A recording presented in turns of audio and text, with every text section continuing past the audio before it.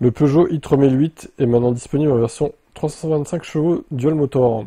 Il s'agit d'un combo assez étonnant entre une puissance généreuse, deux moteurs électriques, associé à une petite batterie de 73 kWh. Le choix de la grosse batterie n'aura-t-il pas été plus judicieux?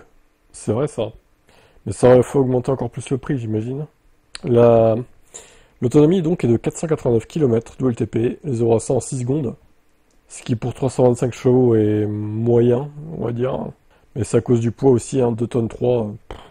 C'est un, c'est un tank, vraiment. Il y a 400 kg de trop ou 500 là, hein. Le conso est homologué à 17,8 kWh.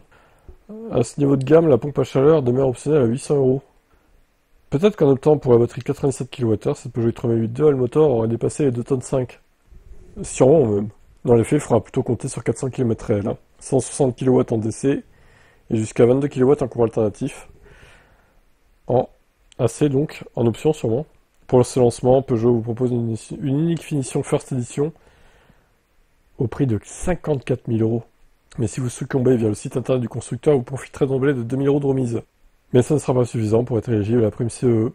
Il faudrait tomber sous la barre des 47 000 euros.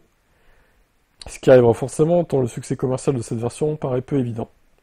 On peut également penser qu'une version non First Edition, un peu moins bien équipée, interviendra dans un second temps. Certainement. La concurrence du modèle Y, grande autonomie intégrale, moins cher de 1000 euros, offre une meilleure autonomie, 100 km de plus quasiment, et surtout 4 secondes 8 les aura 100. Un coffre gigantesque, un équipement de dingue et enfin une puissance de recharge de 250 kW. Alors là, franchement, je ne sais pas quoi dire.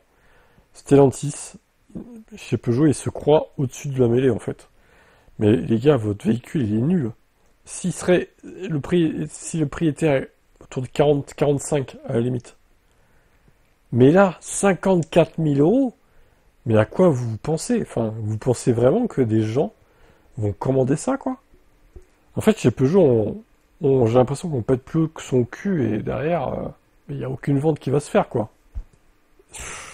Voilà, c'est aberrant. Dites-moi en commentaire hein, si ça vous paraît cohérent le prix, mais rien que par rapport au modèle Y, c'est finito, quoi. Il a aucune chance de percer. Donc à voir, hein, et je pense qu'il fera un effort sur le prix dans 2-3 mois, avec des finitions moins dotées, comme ils disent. Mais quand même, là, enfin, la First Edition, ça va être vendu à quoi? 100 exemplaires à peine. Je suis sûr, hein.